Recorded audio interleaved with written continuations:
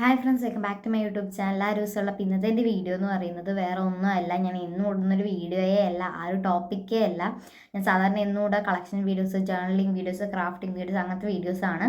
പക്ഷേ ഇന്ന് ആ ഒരു ടോപ്പിക്കേ അല്ല, ഒരു ഡിഫറെൻറ്റ് ടോപ്പിക്കാണ്. അപ്പോൾ നമുക്ക് എന്തായാലും വീഡിയോയിലോട്ട് പോവാം.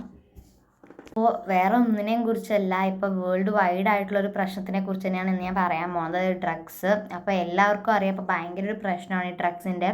അപ്പോൾ അത് കൂടുതലായി യൂസ് ചെയ്യുന്നത് സ്റ്റുഡൻസാണ്. അപ്പോൾ ഇപ്പോൾ എങ്ങനെയെങ്കിലുമൊക്കെ ആരെങ്കിലുമൊക്കെ നിങ്ങളെ പാർട്ടി സമയത്തോ അല്ലാത്ത സമയങ്ങളിലൊക്കെ നിങ്ങളോട് അത് യൂസ് ചെയ്യാൻ പറയുകയാണ്, അല്ലെങ്കിൽ അവർ യൂസ് ചെയ്യുകയാണെന്നുണ്ടെങ്കിൽ നിങ്ങൾ മാക്സിമം അത് അവോയ്ഡ് ചെയ്യുക. അവരടുത്തത് യൂസ് ചെയ്യരുത് എന്ന് പറയാൻ ശ്രമിക്കുക. എല്ലാവർക്കും അറിയാം അത് ശരീരത്തിന് അത്ര നല്ല സംഭവങ്ങളൊന്നും അല്ല എന്ന് അറിഞ്ഞിട്ടും ചെയ്യുന്ന ആൾക്കാരുണ്ട്.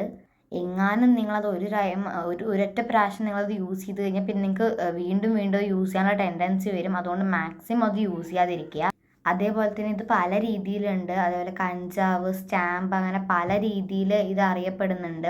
അപ്പോൾ ഒന്നും ഇത് യൂസ് ചെയ്യുന്നത് നല്ലതല്ല നമ്മുടെ ഹെൽത്തിന് എന്ന് എല്ലാവരും ആലോചിക്കുക അത് യൂസ് ചെയ്യുന്നതിന് മുമ്പ്. അതേപോലെ തന്നെ നിങ്ങളുടെ ഫാമിലിയെക്കുറിച്ച് ആലോചിക്കുക. ആരും ഡ്രഗ്സ് യൂസ് ചെയ്യാതിരിക്കുക, ഒരിക്കലും ഡ്രഗ്സ് അഡിക്റ്റഡ് ആവാതിരിക്കുക. അപ്പോൾ എല്ലാവരും സേ നോ ടു ഡ്രഗ്സ്.